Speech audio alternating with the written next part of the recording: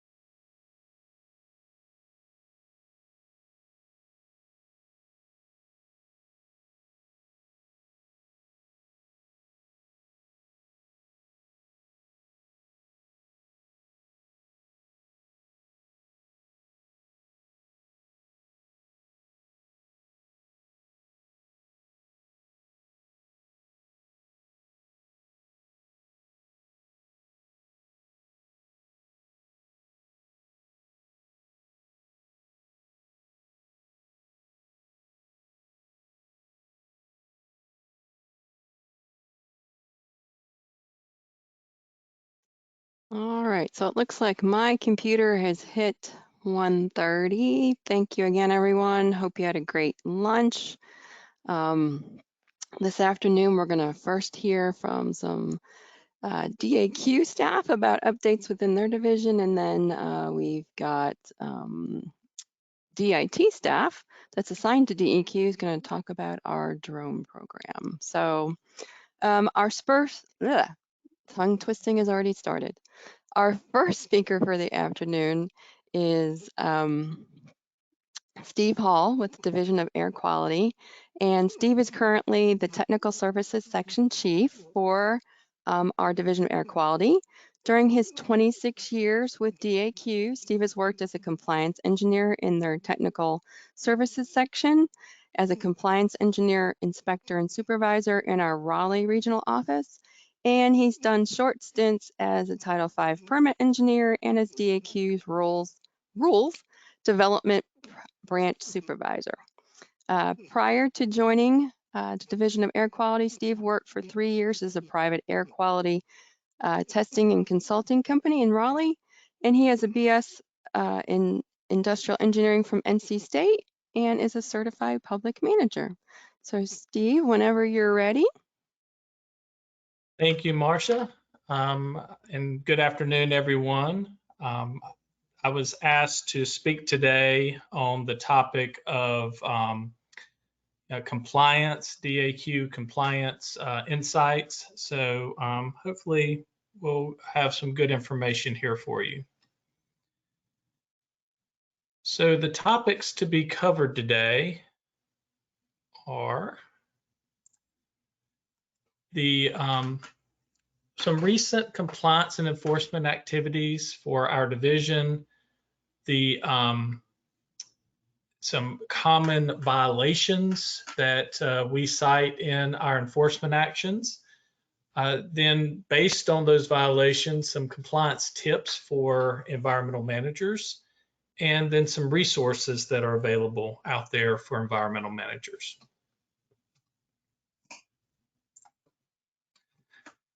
So the first thing I'd like to talk about is our inspection, compliance inspection goals. The DAQ has agreements with the US EPA to inspect a certain number of our permitted facilities on a regular basis.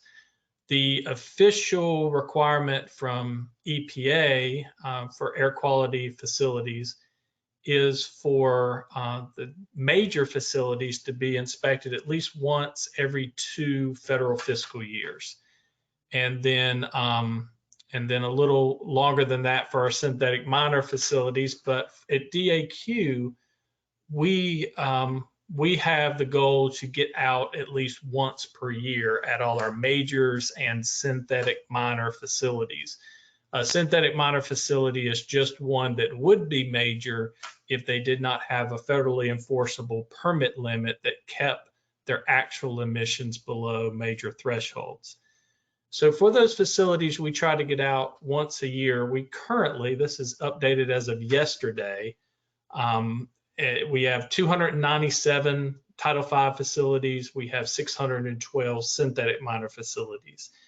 Obviously that number can fluctuate week to week, month to month, as either facilities, new facilities come in, facilities change classifications, or facilities shut down. So, what we started out our last inspection cycle, the numbers would have been a little different than they are today. But this is current. And then our second inspection goal is to complete, and I should say EPA, we use some terms interchangeably sometimes, inspections, compliance evaluations. But what EPA expects is a full compliance evaluation. And so we try to do those, like I said, every year at our Title V and synthetic minor, and every 2 years at our permitted small facilities, facilities that are registered, and facilities that are permit exempt, but we still target for inspection. And usually that's because they were, they used to have a permit with us before some legislative changes in 2016 that allowed more sources to be permit exempt. So, but we still keep an eye on those sources just to make sure that they meet the criteria for permit exemption, and ensure that we are continuing to see compliance from those sources.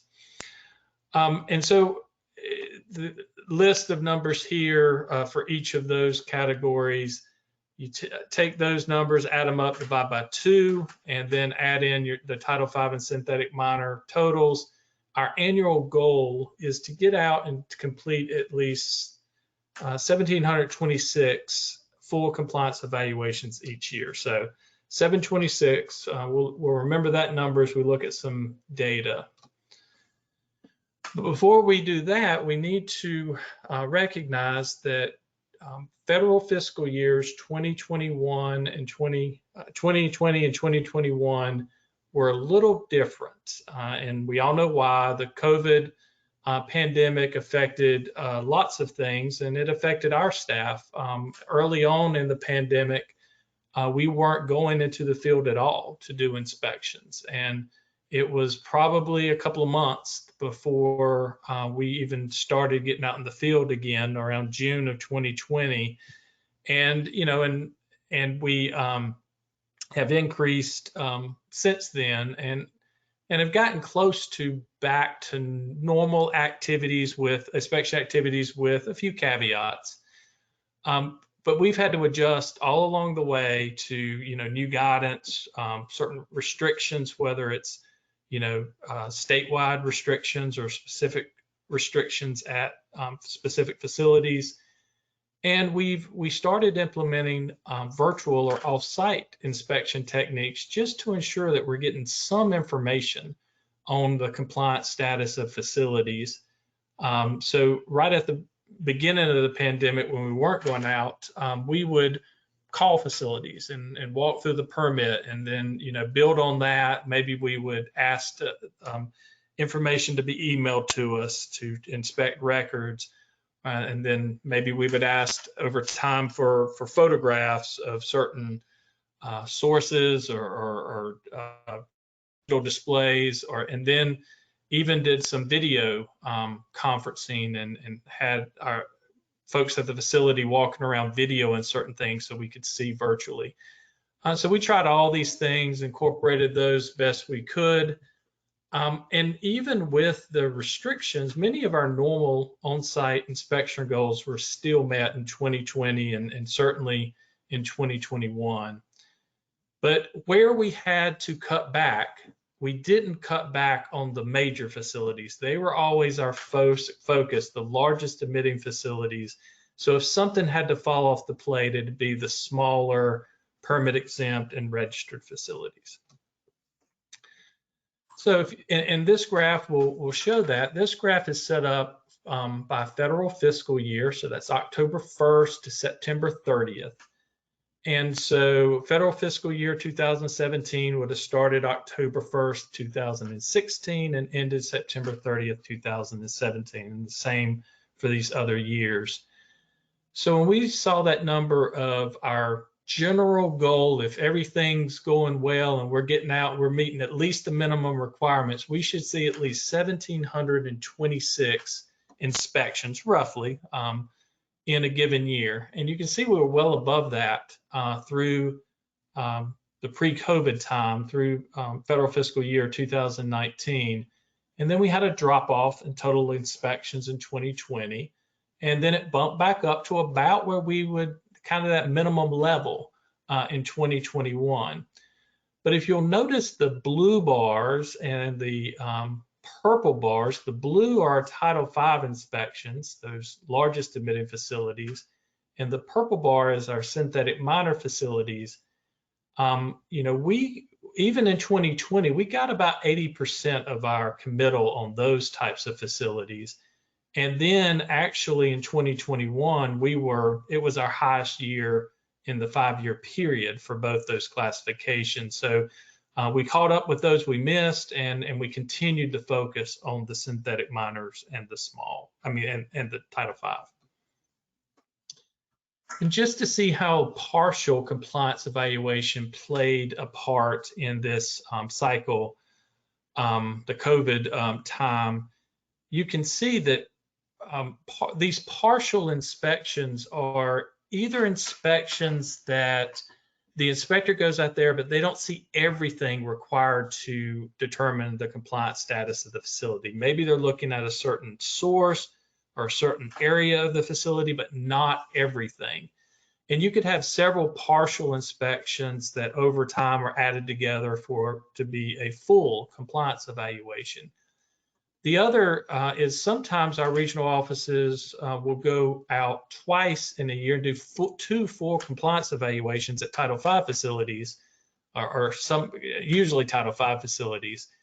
And that first one is counted as a full, but the second one, our data system just marks that as a partial. So, you know, in reality, they had 2 fulls compliance evaluations in the federal fiscal year, but the data shows it as 1 full and 1 partial. So you can see 2017, 18, 19, not a lot going on in the partial inspection round, but in 2020, it really jumped. And you see the results of us, 1, starting to track off-site inspection activities. We didn't do that before. And then 2, having to do more partial just because we couldn't get everything in for whatever reason. And then in 2021, we fell right back down to normal levels. We're not logging as many partial inspections from October 1st of 2020 to September 30th of 2021. So you can see the adjustment was made during that 2020 federal fiscal year. And we also see that with our off-site compliance evaluation activity. Like I said, we didn't track off-site activity at all. It wasn't a part of our inspection protocol prior to COVID. Everything was, if we marked it in our data system, it was something we did on site. And we saw the need to start tracking those things after COVID hit because we were doing so much of it.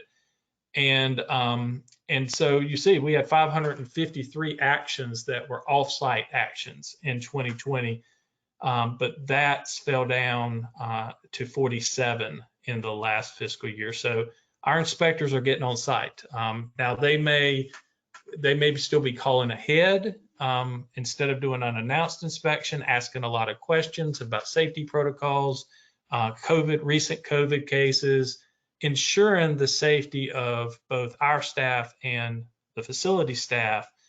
But we are getting back out into the field on site. So how does that relate to violation discovery? Well, you can see over these 5 federal fiscal years, this number is the percent of visits to the site, whether it's a partial or full, or even something like a 112R risk management plan inspection, where we're going to a regulated on-site at a regulated facility, and we find what is actually a violation that results in either a notice of violation or a notice of violation and recommendation for enforcement. If it's something where it's just a deviation or a deficiency where we send an NOD, a notice of deficiency, that would not show up in these percentages. This is actual violation. There's actually in our data system a box the inspector checks saying, yes, we had a violation, and there's a check in the system. If that box is checked, an NOV letter should come soon after that. And so that's what this is showing, actual violations. So you can see there's around 3.5 to a little over 4% in those federal fiscal years, 2017 to 2020. A little bit of a drop off in 2021, but we just finished that cycle on September 30th, so last Thursday. I wouldn't be surprised if there's still some follow-up that has to be done, and some of those violation boxes will be checked for the late September inspections. So I wouldn't be surprised if we look at this data in another 6 months that number is closer to 3.4 or 3.5. So looking at our actual compliance letters, now I'll have to say right off that this is not the same time frame. This is calendar year, and we haven't crunched the data for this for compliance and enforcement letters for the latest fiscal year.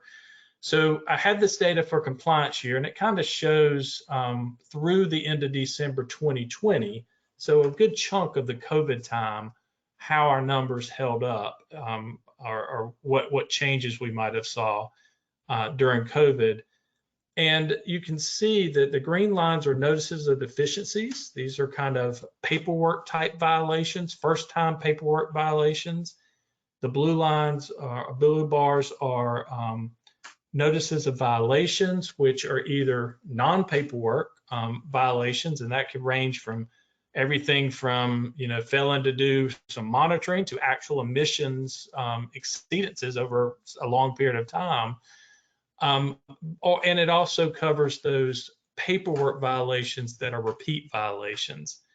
And then the NREs are the letters saying that we're actually going to do civil penalty assessments. There's actually going to be fines associated with the violations we discovered. That's the purple bar. And so you can see that, in 2020, we had as many notices of deficiency letters as we did in 2017 and 18. A little lower on the NOV letters, and pretty right where we've been on the enforcement letters. So we didn't see a big drop off, at least initially, during that calendar year 2020, in terms of the type of compliance and enforcement letters we submit to facilities.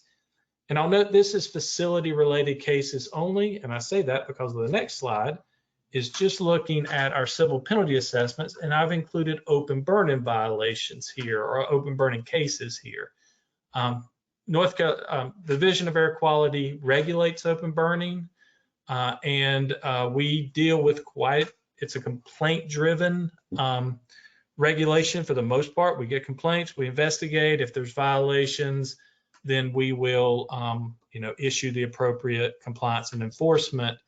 And for those first time egregious violations, it might go straight to civil penalty assessment, but certainly repeat violations would go to civil penalty assessment. So looking at calendar years again, you can see that our caseload was similar in 2020 as it was in 2019, with open burning actually being the thing that's creeping up on us, and then facility related enforcement cases, they were higher in 2020 than they were in 2016, 17, and 18, but a little lower in 2000 than in 2019. And the overall caseload was about the same in 2020 as 2019. So, even though we had to take precautions, and a lot of times we couldn't even go out in the field to investigate these open burning complaints. We relied a lot on partner agencies during 2020, during COVID, to send us information. Like if a fire department was called out to an open burning site and they documented violations, they would share that information with us, and we could do the appropriate enforcement action. So common violations cited by DAQ inspectors, and I've done this chart for a few years now, and for different, either for a calendar year or a federal fiscal year, and it doesn't change very much. So I could, I'll eventually be doing one for the federal fiscal year 2021. And I bet you the common violations will be very similar to what you see here, which is for calendar year 2020. And when you break these down, you kind of get into maybe two categories. The first bullet is sometimes just complicated rules. This is, and our data system's not perfect for tracking these things, so the user can choose a lot of different options to say, what regulation was violated. But when you add up all the ones that are associated with federal new source performance standards or federal national emission standards for hazardous air pollutants, that's the majority of our violations. And that could be anything from, paperwork violations under those rules to actual emission violations under those rules. So, but the point in that first bullet is that sometimes these rules can be very complicated, and it's tough to know everything that needs to be done, and we try to get all those requirements into your air permits, but then you end up with pages on pages of, requirements in your permit that's also difficult to keep up with. There's a lot of complexity here and opportunity to miss things. The rest of the violations, though, fall into a category of very much avoidable. There are things like failure to pay the annual permit fees, and we submit for those. We remind people of those. There really shouldn't be they really shouldn't be missed unless we've got bad contact information for our invoice contact, which obviously that's an important thing to get fixed too. So if you haven't checked to see if you've had changes in contact personnel or something over the last year or so, you might want to contact us and let us know to make sure we're submitting things to the right spot. And then violations of an avoidance condition of some type. This is simply something in the permit that says the facility shall not exceed this emission rate or this production rate or these hours of operation or this much fuel use. And it should be an easy thing to note and to track, but they're missed. Failure to do the next two bullets fall into that monitor, record keeping, and reporting category. Just about every permit's going to have some sort of record keeping and reporting, and it's usually fairly clear about what's required, and yet it's missed frequently. One of those things. And then the last is just, we have our North Carolina state rules, air quality rules, separate from the federal rules. And we've had various violations documented of our state specific rules. And they generally are not as complicated as the federal rules. So, once again, we consider that avoidable, just with a little care. So talking about, now that we know what the common violations are, what can environmental managers do to ensure compliance? There's a few rules here that you need to be familiar with from a permitting standpoint. 2D0101 defines what criteria is in place, determines when you need a permit prior to construction, operation, or modification of an air emission source. So if you have any question at all about whether a permit modification or a new permit would be needed for some activity that's being planned, get us involved early, because you don't want to get too far down the road and realize, oops, we need air quality's input. Then you have the 2Q300 rules, which are for our small and synthetic minor permitting, all the requirements for those. And for our Title V, our major source permitting requirements, you can look in 2Q0500. So then once you have a permit, I've broken down the number 1 and number 2 rules of quality compliance. Number 1 rule is read carefully and understand the requirements of your air quality permit. Number 2 rule is make sure you're not the only one at your facility who understands the requirements of your air quality permit.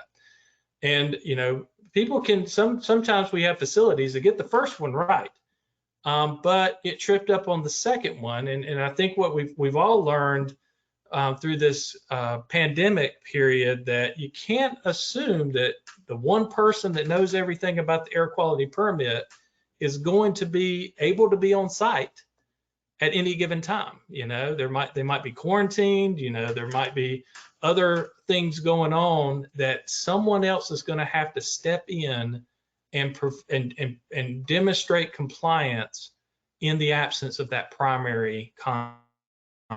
So you follow those 2 rules, you're off to a great start.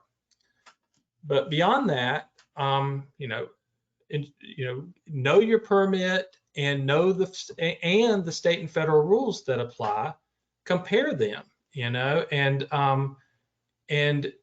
if they don't match up, then contact us to say, hey, look, our permit, we want our permit to be, to match, to be accurate as far as the requirements. And we don't see how this is incorporated into our permit just right. And a great time to do that is during draft review of draft permits. Before you're obligated to follow it, when it's still in draft form, note your concerns. And a lot of times we can sort that out before the permit becomes final. Pays particular attention to specific testing, monitoring, record keeping, reporting requirements. Make notes of them, figure out how you're going to comply. And then ask us if you need any guidance or when you think there might even be the possibility of a permit modification being necessary. And then once you know your specific requirements, ask yourself, if somebody asked me how I know I'm in compliance with this, with each of these requirements, what would I say? What can I provide to them to show to an inspector to show that I'm in compliance? And a next step beyond that would be a self-auditing program where you're kind of going through your facility just like a DAQ inspector would. And I can tell you that a DAQ inspector will use the permit as the guide to that inspection. And conduct regular walkthroughs of the facility, looking for those obvious things like visible emission, fugitive emissions, or objectionable odors that are certainly going to catch the attention of a DAQ inspector when they show up. And if you find any of those things, ask the question, what's going on? Why is this necessary? What is this normal?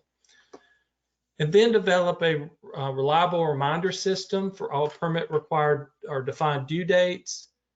So many things are lost just because a deadline passes, and once that deadline's gone, you can't get it back. So just a reliable and maybe even a redundant system for reminding of due dates. Keep complete and orderly records in an easily accessible location. Your permit, an air quality permit, requires that any records are readily available for expeditious review, I think is the word, by a DAQ inspector when they show up on site.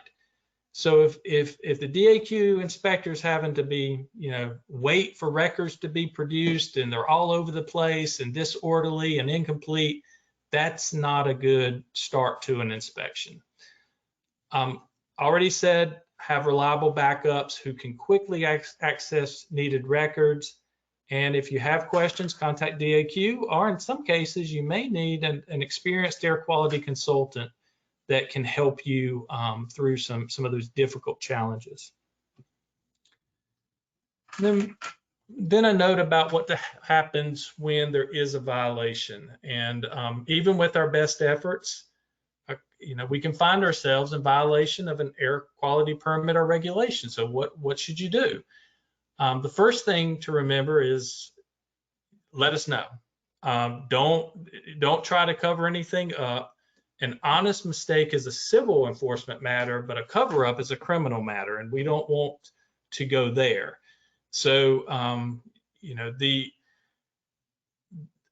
coming clean, just letting us know about it, and let's take what comes. But also in that, it's important to be careful about unrealistic company policies around environmental compliance, which may tempt people to cover up violations or issues.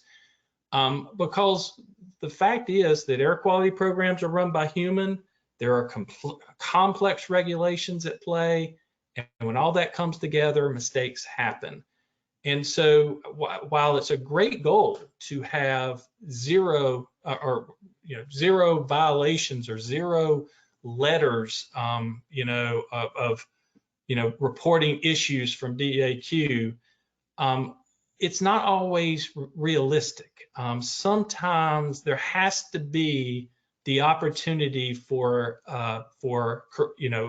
notification and correction of issues.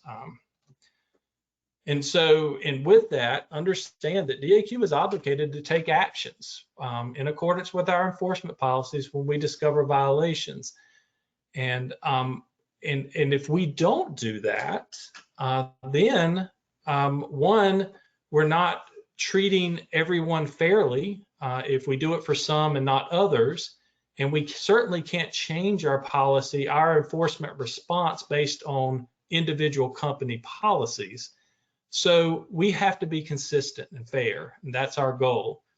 And we also have to be mindful, both DAQ and the company's regulated community, that more and more we see EPA or particularly third-party lawsuits, EPA action or third-party lawsuits that seek enforcement remedies for violations, especially if DAQ did not take action in the first place.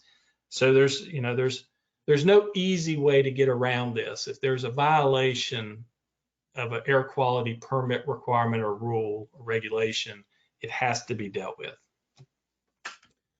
All right, the last few minutes, I just want to talk about some resources that are available to you. For this slide, I provided the actual kind of short link where, if you're just getting a PDF copy of this presentation, you can type that in, or maybe even cut and paste it into a browser, the URL into a browser, and you'll get the DAQ main website. If you scroll down past the ribbon, the what's happening, new information ribbon, you'll see this this deck of tiles, and The first tile I want to mention is this compliance tile. And if you click on there, you'll get more information about what we're talking about today. But the EPA policies and on enforcement and various things. This is just probably the first half of the page. There's more things below it. But what I wanted to point out is on this page, you can get to this facility mapping tool. And if you go to the facility mapping tool, and I provided a link in the PowerPoint presentation to this, but if you don't have the PowerPoint, you may not be able to click on that link. But just remember, if you go to the URL listed here, click on compliance, click on the second item there, air quality GIS facility mapping tool, you will be here. And what the facility mapping tool is it's an ArcGIS mapping tool that gives information about all the regulated facilities that we've already kind of discussed here, that those facilities we tend to inspect in North Carolina. And I'll just go through a couple more slides and then I'll show, then I'll actually do a demo. But one of the things you can see what's happening here is as you zoom in on a certain area and you click on a specific colored dot, you get information about that facility. This facility, it's a purple dot. The purple dots are Title V facilities. We'll go over the others in a minute. This is the Hickory Springs manufacturing facility in Conover. And so you get some basic information on the facility, and then you get some links that can be helpful. And then you can do a kind of neat things like this is all the facilities that are within a 10-mile radius of our office in Raleigh, the square building in downtown Raleigh where DEQ is headquartered. So if somebody was interested in knowing all those facilities that are in that area, the tool allows you to draw that, half mile, 1 mile, 5 mile, 10-mile circle. So let's see if I don't mess anything up by just going to this link.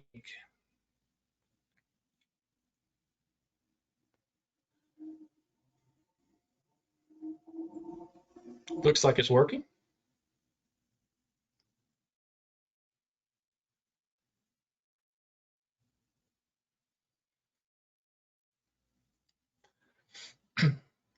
And if you're like me, you start getting into this and you could just spend hours here just learning what it does and what information you can mine out of a system like this.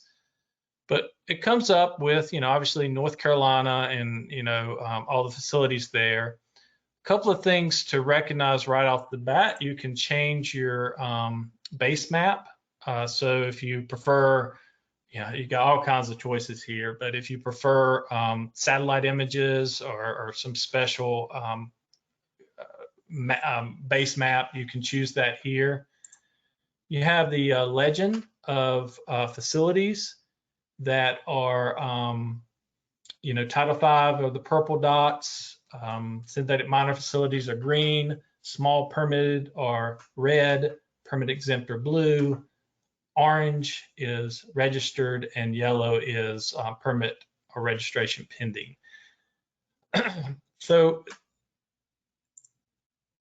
the next thing you can do is you can filter it down to, say, a certain county or permit status. Like if you want to look at just Title V facilities, you can do that.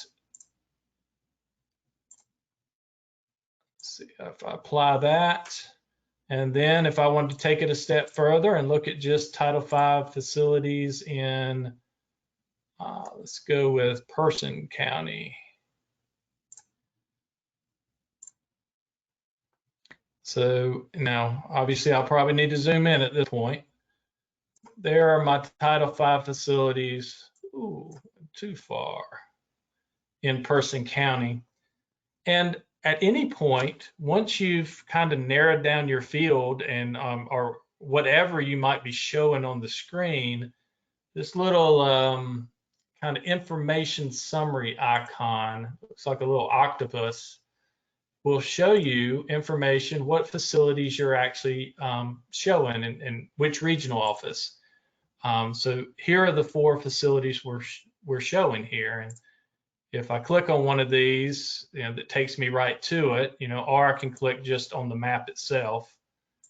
And then from this, you can also get additional information, printouts and whatnot. You can, let me reset this. There we go. So you can see if I, now I have facilities both in the Winston-Salem regional office over on this side and some in the Raleigh regional area, 50 in each, and it would show me those facilities. If I wanted to search for, say, a certain facility ID number, or just so we see a lot of choices, you got Duke Energy, and then you can scroll down and find the one you're looking for. If you click on that, it's going to take you right to it. Obviously you can click on the dot to get more information. You can change your base map, and now you've really got something to see. This is the Duke Energy Roxborough facility that, and this here is the gypsum plant, the wallboard facility that uses the gypsum material that is a byproduct of their scrubbers. And when you click on these facilities, you can see the current permit, or you can go to kind of our documents library for this facility and see anything on there that's a kind of a PDF document. This has got a lot of, this is for the wallboard facility, so there's not as many documents, haven't been around as long. But just so you know, we're getting ready to expand our public record that are available online. We're getting ready to go to a new digital documents repository. And so as all that gets incorporated, probably over the next 6 months to a year, there's going to be a lot more documents that are available than are currently available. Only certain document types. We got all the permits on here. We've got all the kind of compliance letters, inspection reports, but it's going to be a lot more in the near future. You can also check EPA's ECHO. That's the Enforcement and Compliance History Online database about this facility. You can see which more information on the regional offices located in and so forth. And so the final, same thing, here's the same thing for the Duke Energy progress. The final thing to show you is that tool if you're interested in your facility, maybe where you work and the other industry that's around there, or you're interested in your home or whatever. This is what I'm doing is the Green Square complex in downtown Raleigh, I think.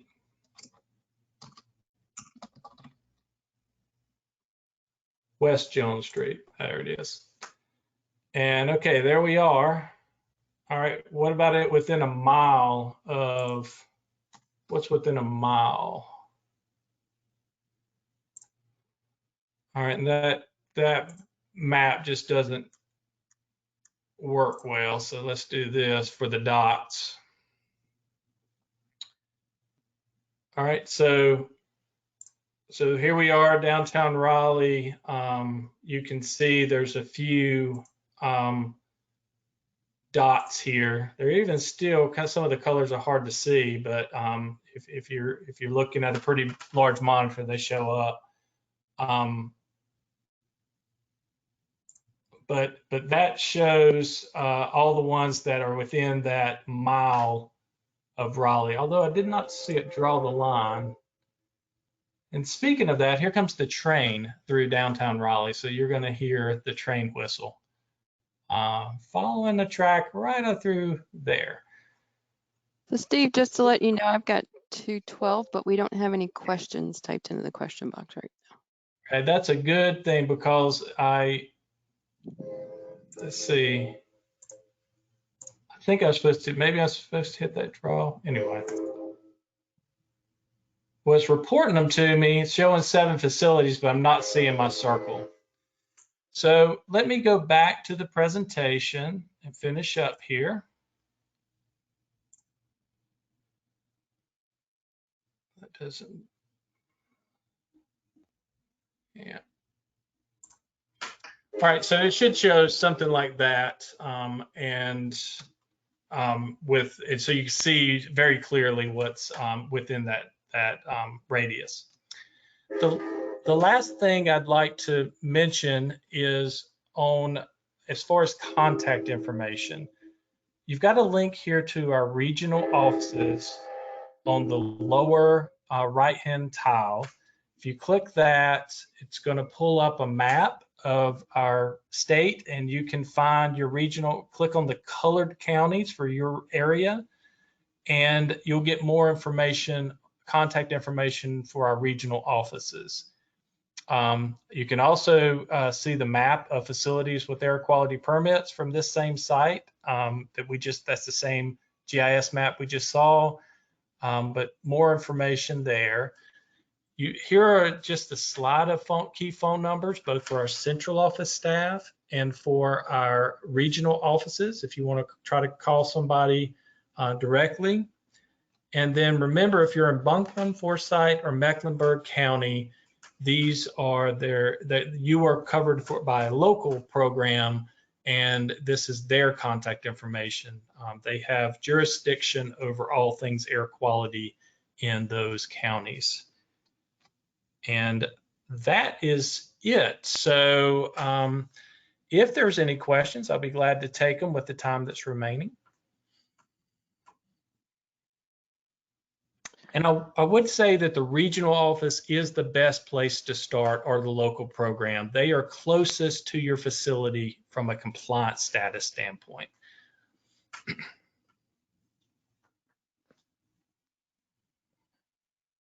So we just have one question, and it's more for us than you, Steve.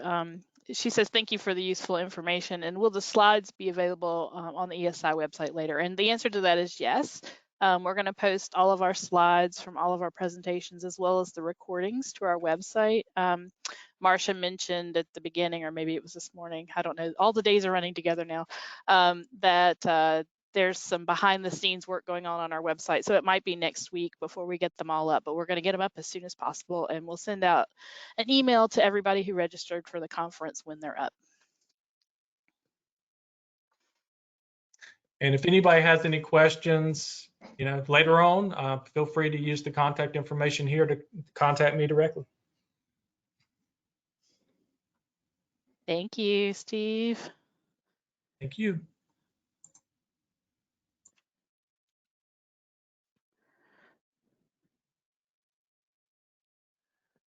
Hello, everyone. Don Burke here. Mike Griffin is next on tap. Mike, I'm going to go ahead I and sent make. him. Yeah, I just sent it to him. Sorry, Don. Thank you, Angela. No problem. And while Mike's getting set up, I have the privilege of introducing him. Mike Griffin, a North Carolina Department of Information Technology GIS analyst, working with NCDEQ's Division of Marine Fisheries for 6 years now. Mike works primarily with GIS and drones, wherein he has helped to launch the department into the bright blue skies of North Carolina, potentially saving the state hundreds of thousands of dollars in the process of utilizing drone technology. Prior to coming to DEQ, Mike was an instructor at East Carolina University, where he taught courses in water resources and meteorology. Mike, it's great to have you on board today, and the floor is yours, or I should say the sky is yours. Thanks, Don. Can everybody see my presentation okay? Everything pop up? Yes, indeed. We see it great. It's in full screen. Yeah. Okay, good deal. So I'm just going to give kind of an overview of the program first, and just say, a little bit about how we developed the policy, how we got the program started, a couple of the use cases that we use to kind of convince DEQ that this would be a good thing to have. So I'll go through a little bit of that, show you some imagery that we've collected and how that compares to the traditional imagery that we have available to us within the state, which is, you know, the stuff that we have available to us in North Carolina is really good. You know, we've got good imagery, we've got good LiDAR, good GIS data. We're leaps and bounds above, you know, many states. But still, when you compare that data that we do have compared to what you can collect with these drones, it's truly amazing, like the amount of detail and the spatial resolution that you can get with these drones. So I'll go through a little bit of that, and then we'll do some demos. I've got some videos of some stuff we've done offshore with sinking ships for artificial reefs. We've started developing some technology to do some water sampling, so I've got a couple of quick clips of that.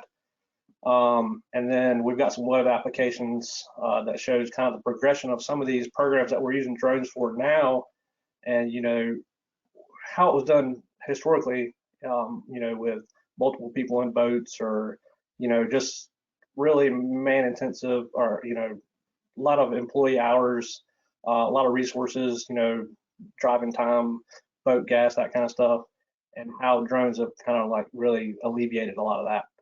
And then the last thing I'll show is our management software that we use to manage all the flights within DEQ, and all our drones, so all maintenance issues and that kind of thing. So with that, I'll get started, and I'll try not to take the full time so we can leave you know, time for questions. So if you have any, just feel free to, I think they're doing it, you know, just in the chat, so anything you think of along the way, just throw it in there and we'll try to address it when we get done here. All right. So the first thing we had to do to get going was develop a policy. This was kind of a long process. It took, you know, upwards, you know, 10 months to get. It didn't take that long to get it written, but the, you know, back and forth of, you know, edits and getting it reviewed by the lawyers, and getting the lawyers to, you know, dig up all statutes that might be pertinent and add that into the to the policy. It was a, you know, extensive process, but it was something we had to do just to make sure we covered our bases. That was one thing that management wanted, and, you know, secretary level, was just make sure that we address all the you know, legislature needs, and, you know, we're cognizant of private property. That was a big thing in the development of this policy. So we originally got it approved and signed in January of 2019. We revised it in July of 2020, so about, you know, about 18 months later, and that revision mainly dealt with private property, and I'll talk about that in a second here. And we have it to revisit in July 2022. So as long as nothing comes up, we're going to try to do it, you know, every 2 years, take a look at the policy, see if anything's changed. But, you know, we keep an eye on anything legislative that's happening that might influence our policy. And the DEQ Geo team, which, you know, deals with anything from GIS, drones, you know, 360 cameras, all kinds of stuff. We're doing the oversight of the program through the Geo team, and we'll talk a little bit about that as well. So there's a few things, I'm not going to go through the whole policy and bore you with that, but there's like a few key points I want to discuss quickly. One is the drone pilot requirements. So the first two on here are a requirement for anybody that is going to be a drone pilot within North Carolina for commercial or government use. So in North Carolina, you have to have your FAA Part 107, and then you have to have a North Carolina DOT UAS permit. For the 107 permit, you can get that one of two ways. Most folks are not, you know, manned aircraft pilots. So they go this first route, which is to take the Part 107 exam. And once you take the exam, you can submit the application, and that's it. If you are a current Part 61 pilot, which is just a fixed wing, you know, aircraft, manned aircraft pilot, if you are a current, you can just take a safety course, and then you can get your Part 107 as well. So once you have that, then you go to the NCDOT site and you can get your UAS permit to fly within North Carolina. And that's just an online test. You don't have to go to a testing center. It's free. If you do this, there's 2 routes you can go, commercial or government, or there's you can say both. I always tell people to just say both.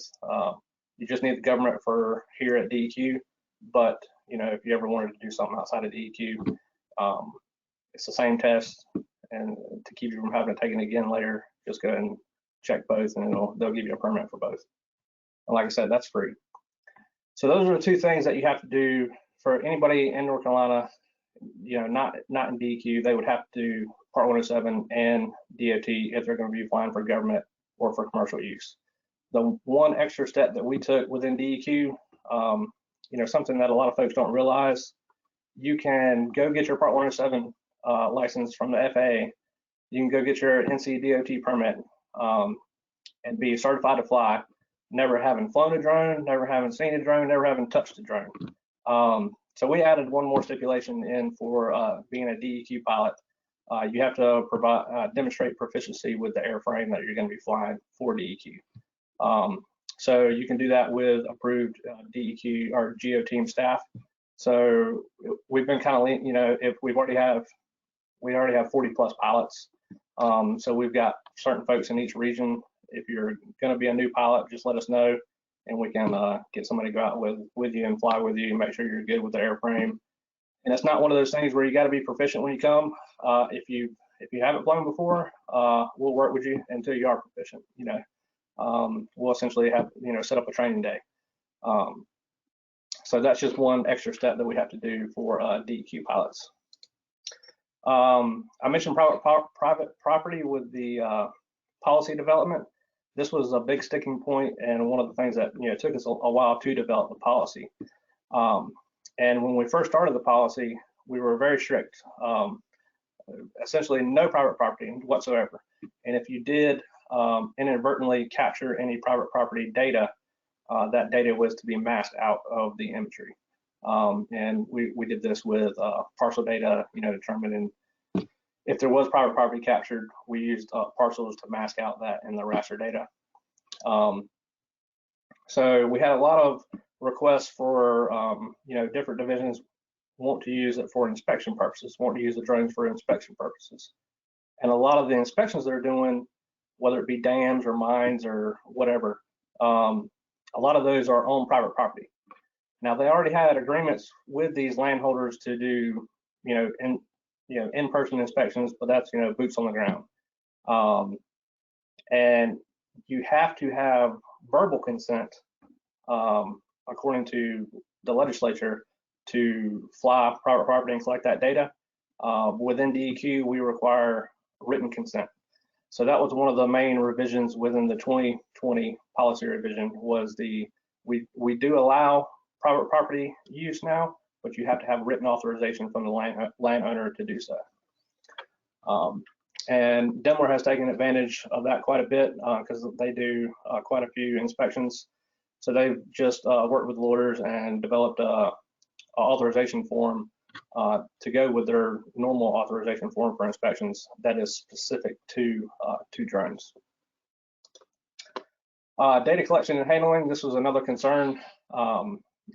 Data storage is expensive, so we wanted to think about that, and we also wanted to think about security issues. A lot of the drones the majority of the drones we use are from China. They're DJI products. And so there's a security issue there. So all of our data collection, nothing's in the cloud. We do everything on SD cards. We don't link to the DJI servers at all.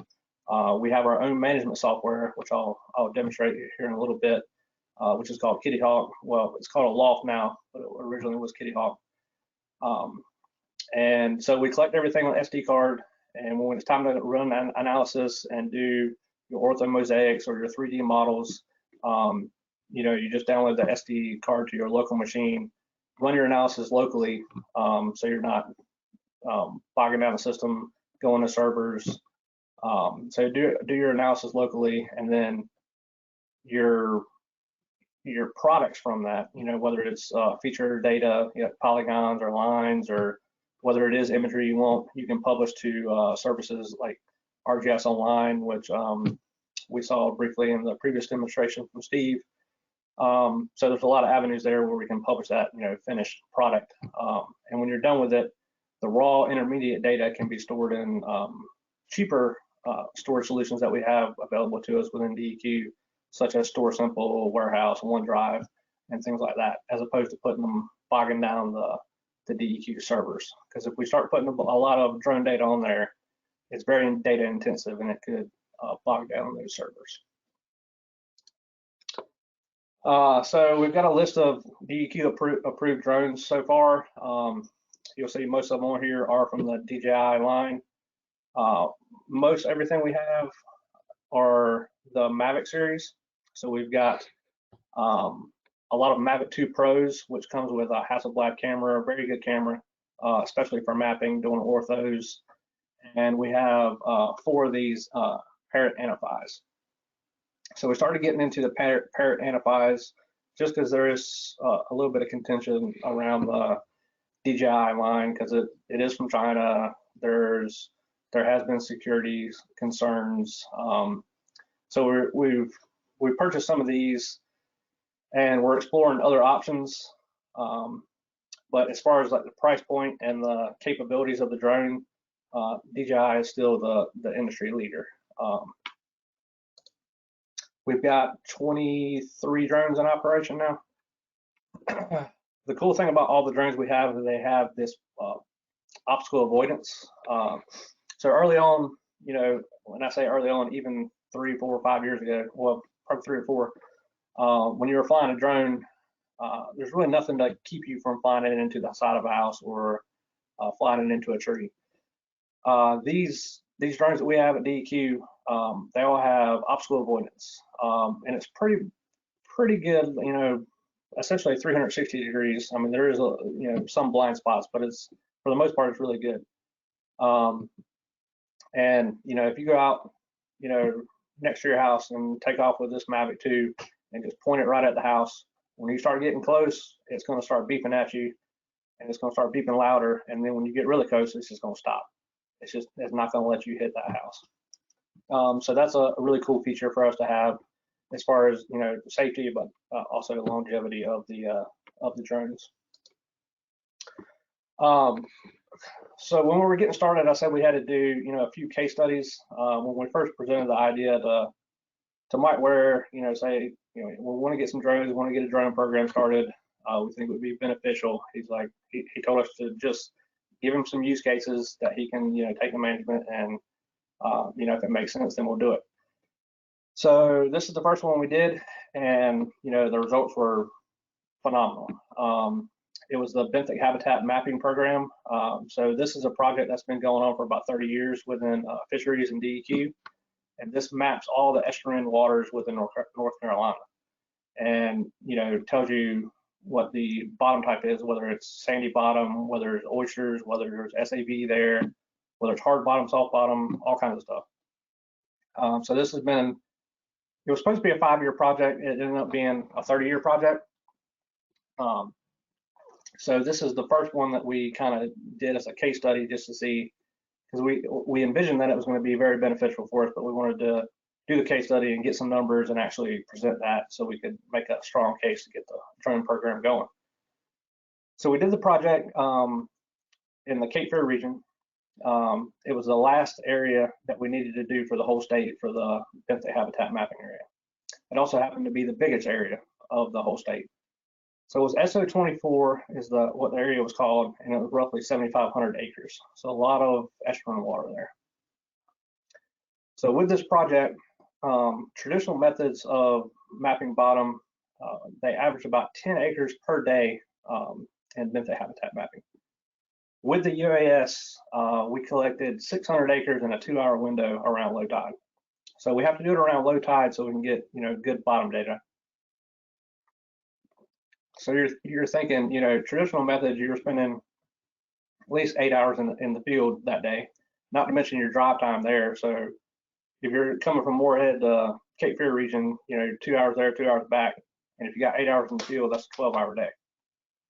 So with the UAS, just the 2 hours around low tide, we got 600 acres compared to 10 acres traditional. So if you extrapolate that for the whole area of SO24, you're looking at 12.5 days for the UAS versus 750 days for traditional methods. So, I mean, amazing cost savings there, time savings, really good, proof of concept. The equipment we used for this project was a DJI Phantom 4 Pro.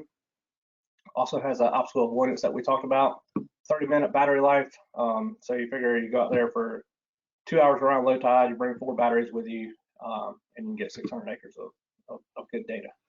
And we process that data with Drone to Map, which is an ESRI product. And so with a 30-minute battery life, you can get about 80, 100 acres in 30 acres in 30 minutes. And with that drone is taking hundreds of pictures. The Drone to Map software takes all those pictures. Each one of those pictures has a it's geotag, has the lat long data associated with it. You feed that in the Drone to Map and essentially hit go, and it stitches everything together nice and neat, makes it look like Google Earth, except a whole lot better resolution. So that software has been great for us. We've got 25 licenses of that available for DEQ, and it's managed through ArcGIS Online. We haven't reached max capacity for that software, but if we do, it's easy for us to reassign as needed. But we do have that available for all DEQ staff. So the 3 areas that we did in that initial case study down in the Cape Fear region are outlined here. And you can see the outline, this Cape Fear, that's the whole study area. So how they came out with this study area, 30 years ago, I'm not real sure, because you can kind of see that there's another little creek right there, right beside it. And that was, the little creek beside it is its own area. So I don't know why this 90 acres made it to its own area, but they decided this was its own at 7,500 acres. But anyway, that's what we were left with. So we did, various spots throughout there just as, kind of proof of concept. And I want to show you a little bit of that data. So this is some of the data that we collected from the drone. And you can see the sandy bottom is clearly outlined. You can see marsh, you can see sand. When you have this in the GIS application, you can zoom in and you can actually see rock from oyster rock versus what we have available to us from Google Earth or from North Carolina's imagery, which is flown every 4 years. Like I said, we've got really good imagery in North Carolina, but if you just look at the difference between what we have available readily versus what we can get with the drone, there's huge difference there. And with that data, we can do what's called a supervised classification, where the software will automatically classify it for you based on limited user input. So we did some examples of that. And then what it finally looks like is, it outlines that different areas. So each one of these letters is a different type of strata. So like this X strata, that's a kind of that X is for sandy bottom, and you can see the sandy bottom there.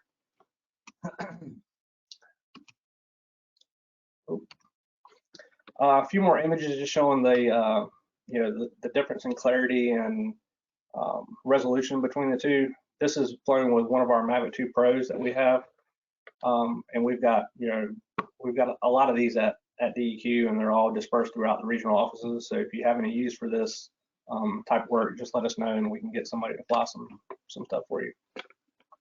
But this is looking at the same areas, and you see when you zoom in on the traditional imagery, just like you do with Google Earth, further you zoom, the blurrier it gets. This is the same, looking at the same zoom scale for both. Look how clear it is with the drone imagery versus what you're seeing in the North Carolina imagery. So you're looking at 6-inch resolution with the North Carolina imagery versus 0.45 inches with the drone.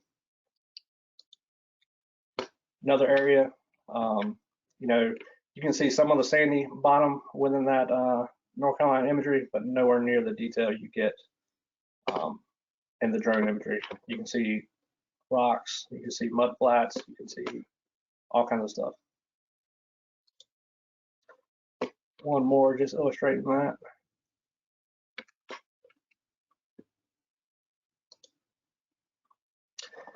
So other DEQ applications that we can use this for or have used this for, farm inspections, so ag could use this. Harmful algal bloom, we've had quite a few requests for that. One, to document the extent of a HAB, but also we can do water samples now. So if you want to get a water sample from that HAB, you can just send the drone out, dip a 200 milliliter Nalgene bottle, and get that sample without having to send a boat and people out into the harmful algal bloom. We've used it quite a bit with mine inspections. Daimler's been deploying this. Like I said, they developed that written authorization form with the lawyers to get that authorization to do so. Power plant effluent inspections, water treatment plant inspections, erosion and stormwater analysis. You know, you can really do a lot of good things with this pre and post storms. Geological surveys, they've used this a lot out in the Western office in Asheville.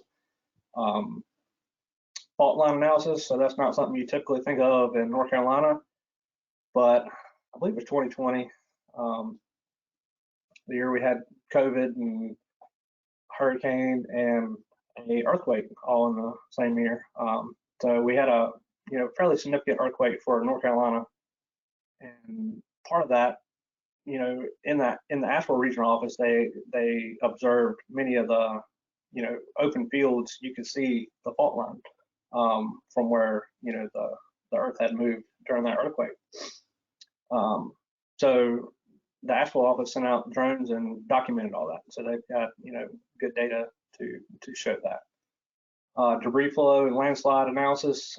Anytime there's a debris flow near that Asheville office, they try to get out and document that. And I'll show an interactive web map of that, which is kind of cool because you can see it's in 3D and you can kind of see the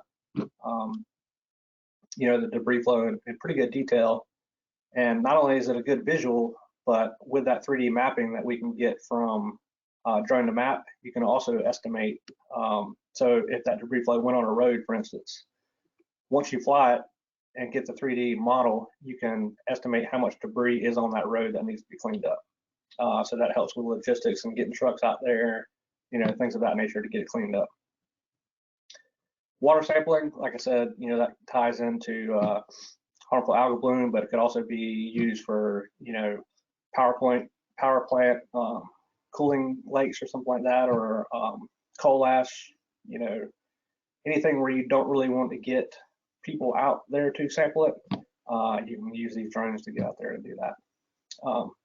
Mapping SAV, so that's another thing that is part of that EBHM, but we also do projects outside of the EBHM, the benthic habitat mapping, that just look at SAV, and we try to keep a running tally of SAV in the state. Water flow dye studies.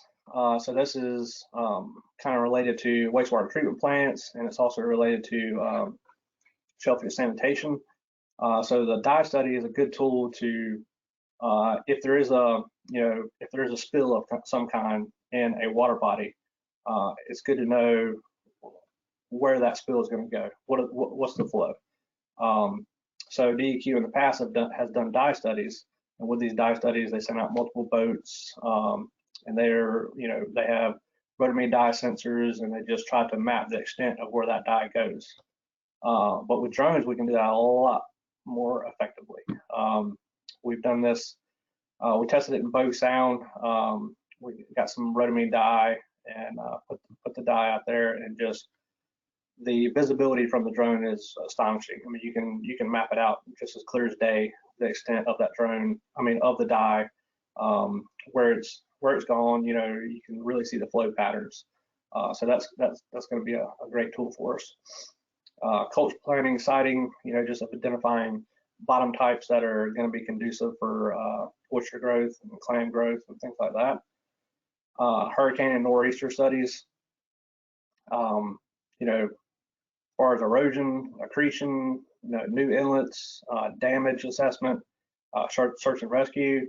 We've got a fairly big law enforcement agency within DEQ and Marine Marine Patrol, and they do a lot of work post-storm. Whether it's search and rescue or cleaning up, waterways or whatever it is.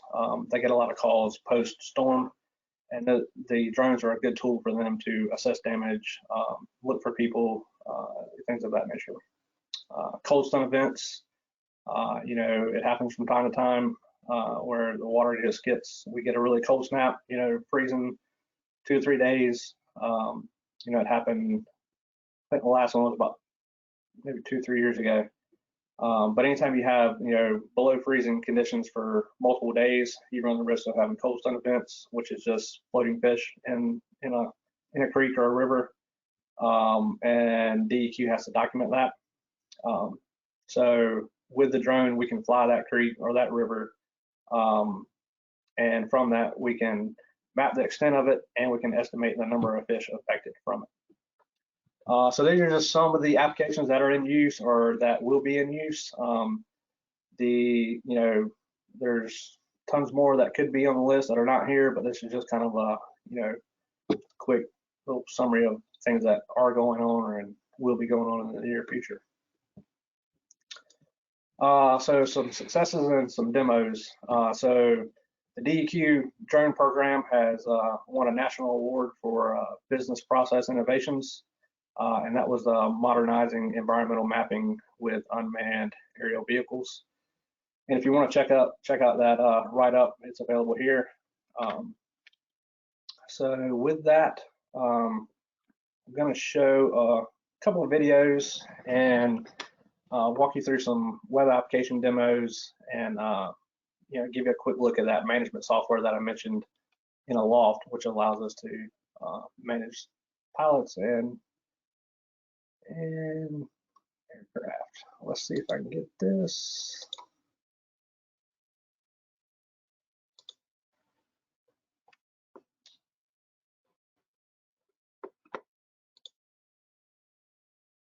So this is, hopefully you can see that okay.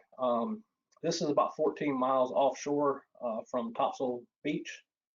So one of the things we do within DEQ is maintain artificial reefs within the state. And part of that is sinking ships. So this was a Brian Davis, which I believe is about 250-foot retired Coast Guard ship.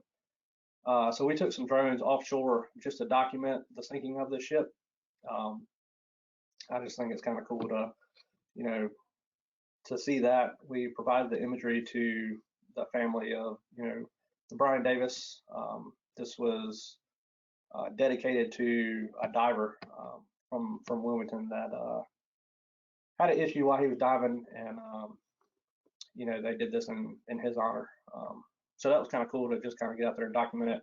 The cool thing about these drones is, they're very easy to fly, and we can take off and land on boats fairly easily. This was a little bit rocky day, and we were on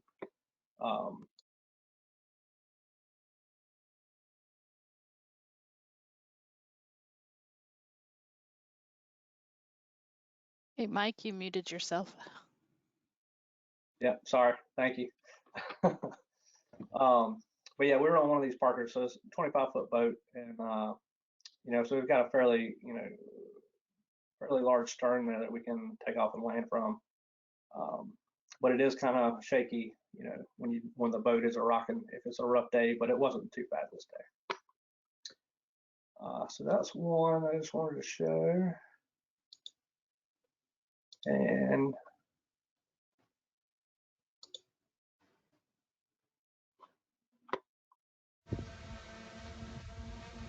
this is another quick thing I wanted to show. So this is the 200 milliliter Nalgene bottle. So we've got a harness on the Mavic 2 Pro, and this was actually in 11-mile-an-hour wind. And in testing, we're like, well, if we can do it in a 5-gallon bucket, we can probably do it in a creek or a river. So we were able to do it successfully with 200 milliliter bottles. With 400 milliliter, the drone would pick up the payload, but the drone keeps prompting you to land. So we're not approving it for 400 milliliter use, but we do have a solution for 200 milliliter samples with our current drones, and we are looking into getting larger airframes with a more lift capacity, because we're kind of limited at about 2.2 pounds with the Mavic 2 Pros. So we're looking into a larger airframe that can accommodate like 6 to 7 pounds. And with that, we can do some larger water samples. But I think from what I've found, 200 milliliters is going to be sufficient for many of the water sampling that we do within DEQ. And one other.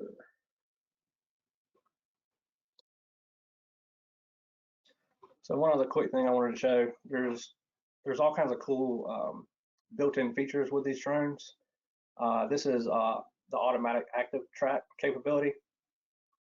So with this, I essentially just, took off with the Mavic, got to my desired altitude, and turned on active track. And you can just within active track, you can click on something that the camera on the drone sees. So I just clicked on the boat, and that locks the drone into you. So I'm not flying here. I'm off the controls, and it'll just follow me around all over the sound wherever I go, which is kind of a cool feature that all these drones have, and can be useful for many things within fisheries and DEQ as well. All right.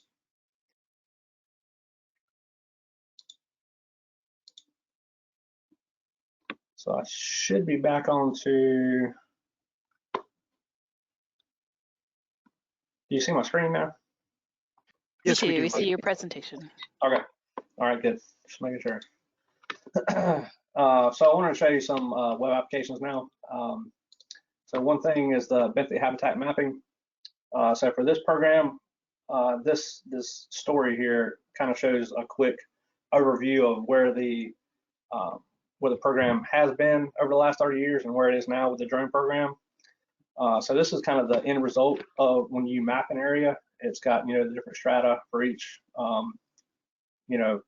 throughout the estuary, and these are kind of the definitions for each letter. But so you can see it gets very busy, and how it was traditionally done was this. So we would essentially give the field staff a paper map that they took out on a boat, and they've got a GPS and they've got a pole, and they're poling along in the estuary. So you've got one guy driving the boat, one guy poling, and then you got another person that is drawing on this map. So they do that for their whole area, and then when they get done with that, they bring the paper map to GIS staff. GIS staff would scan it, digitize it, or georeference it, and then digitize it, and then we would get our. That's when you would end up with this product. So that's how it was historically done. Now with the drones, we're just flying the imagery. So this is an example in Hoot Pole Creek, which is in Bogue Sound, near Morehead City. In Morehead City. Well, it's not actually on the Atlantic Beach side, but right across from Morehead City. So you can see this is kind of a zoomed out view of that imagery that we flew with the drone. If you scroll through the story here, it'll zoom in and you can see the detail. So you can see the oyster rocks, you can see the seagrass.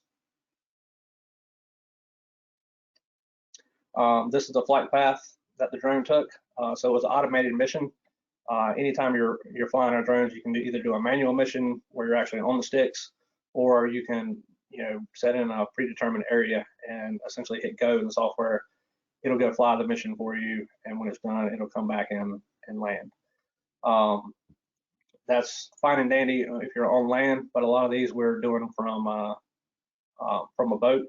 So we let it go ahead and do its mission, and then when it's coming back to land, we cancel the return to home, because our home on a boat might not be the precise location as it was when we took off. So just to avoid, going into the water, we take over at the end and land it manually on the boat. But this is the flight path that it took. Every dot is a picture, and this is what it turns into. So you get the strata for each, for all those areas that are identified from this imagery. So it's a lot easier process than going from a paper map, scanning it, georeferencing it, digitizing it, and then converting to polygons and then assigning letters to those polygons. So it saved a lot of time in the field, and also a lot of time in GIS staff time in the office, actually, turning it into to a polygon layer. All right, this is an example of a debris flow in the Asheville office. So this is also in AGOL, and you can kind of zoom around here and look at the 3D nature of it. Like I said, it's a good visual, but also in the GIS software, you can, if there was anything covering the road here, you could, estimate the volume of that debris that is in the road. This one was already cleaned up by the time it was flown in that office. But it's just amazing the level of detail you can get with these drones. So within AGOL, we've got a DEQ UAS apps and data group, and that's where all these applications are housed. And we have all kinds of other data in there that you could kind of poke around and play with if you would like. If you don't have an AGOL account and you would like one, you can, every division has a division admin for AGOL. We can get you added to that and added to this group to view that data. Some of the stuff is publicly available, like this application is public. So some stuff you can get to, some stuff you would need an AGOL account to view. We also did stuff with DEQ or DMF. They essentially got a new roof a year or two ago, and they wanted to document progress of the roof, and if there was any issues, they wanted to have documentation of that. So we flew that pre, post, during, and you can, so we've got 2D images and 3D images of that. So there's all kinds of stuff, not necessarily an environmental project, but it's a DEQ building, so it kind of relates. But there's all kinds of stuff we can use these drones for. All right, so the last thing I want to show is the management software I discussed. So, like I said, we initially started with Kitty Hawk, so it's the same software, but they changed their name to Aloft. This is a pretty slick dashboard. You can come in here, it tells you this is how many flight hours we have so far within DEQ. 122 hours, we've got 731 flight logs. We're tracking 28 drones. Some of those are decommissioned. And like I said, we track maintenance events as well. So when you go to maintenance events, you can click on the actual, before you go fly, you can see if your drone has any issues. You can ground them. So if there is an issue in one, you can ground it. So whenever they do go to fly in the mobile app, the mobile Aloft app, they'll say, hey, this drone is grounded for such and such. So it's good to keep track of for that. Flights, we can go in here and look at all the flights that have been done within DEQ. You can see there's one in here, looks like Kim Summers on 9:30. So she was in a managed airspace. So if you're in a managed airspace, you have to get authorization to fly. So she did that, and she got that authorization, which is automatically attached to the flight record. So we can go view her flight. We can see where she flew on the map. And like I said, we have the authorization ID if we ever need that, or if it ever gets challenged. Everything is right there within this flight record. Risk assessments. So before you go fly, you can do a risk assessment which takes into account airspace, weather, and gives you a score. It's like golf, the lower the better. So that's a cool feature of the software. Assets. So we manage all the assets in here, from aircraft to batteries. So each aircraft has multiple batteries. Like I said, if you're doing something like habitat mapping, you want to fly about 2 hours every time you go out there, so you need multiple batteries. So all these drones have multiple batteries, and we can track that here. If there's an issue with battery, we can take out of commission. Same with aircraft. Everything here is in service. If we ever needed to change something, we could. Media, we can attach so we've got our DEQ UAS policy in here for reference, and any kind of agreements. So we've got an MOA with a memorandum of agreement with DOT. So we can take off and land from any DOT right away or DOT facility. And we kind of, put something in place for them as well, that they can utilize DEQ facilities as long as it gives a heads up. Hey, Mike, we've got about 1 minute. Okay, all right. So yeah, so on the live, we've got where you can view current traffic and view streams. So if anybody was flying right now, we'd be able to come in here and see their active stream. Nobody's flying right now, but that's kind of a cool feature because you can actually see what the drone is looking at while they're flying it in real time. And then reporting, team reports, currency reports, make sure people are up to date with their FAA licenses, and things like that. So it's a good platform just to manage, like I said, the pilots and the drones and equipment within DEQ. And with that, I'll stop talking. All See right. if there's any questions. Yeah, thanks, Mike. Yeah, we have one quick comment, which is from me, and a question. Comment is, I've always focused on camera, optical capabilities of drone. Never once occurred to me about sampling. So amazing. That's wonderful. Yeah. Also, are you aware of how about the DEQ drone project budget? So we've, as of yet, we haven't had a recurring budget, but that is in the works. So far, when we needed something, like when we needed the management software, we just go ask DEQ, and so far they've been really good about saying, okay, yes, we want to keep doing this. But it has just come to light that they would like to give us a recurring budget for the drone program. So we hope to have that in place within, I don't know what the time frame would be, but hopefully in the near future. All right, and we have one other question pop in. Is Aloft a free software, or are there fees? There are fees. So it's per pilot. So we have the capacity for 60 pilots right now, which we're only using about 45 of the licenses. So we've got some room to grow. But yeah, it is a pay for service. Great. And that's all I see right now. Thanks again, Mike. Yeah, no problem. Thank you. Yeah. Thank you, Mike and Steve, if you're still on the line, for your presentations today. We'll wait to see if there are any other questions come in. But thank you for joining us for day 3. We've got one more session tomorrow morning. We're going to learn about DEQ's tax certification program. We're going to learn from one of our members about their sustainable packaging initiatives. And then Angela's going to give us an update on the ESI program. So I don't see any other questions in. So everyone, enjoy the rest of your day, and hopefully we'll see you tomorrow morning. Thank you.